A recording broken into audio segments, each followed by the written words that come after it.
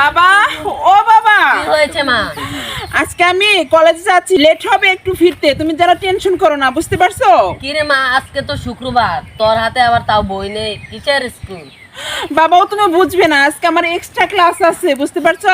তার জন্য বইটা কিছু নিচ্ছে না, আর শুক্রবারও এক্সট্রা ক্লাস হয়। আচ্ছা মা, দেখে যাস। আচ্ছা, তুমি টেনশন করো না বাবা।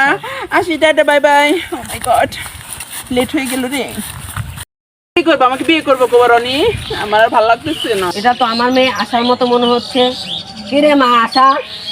কি ব্যাপার বাবা? বাবা, তুমি এখানে কি করছো? এটাই তোর এক্সট্রা ক্লাস? বাবা, আমার এক্সট্রা ক্লাস শেষ হওয়ার পর আমি রনির সাথে একটু ঘুরতে আসছি, আমার বন্ধু রনি ও।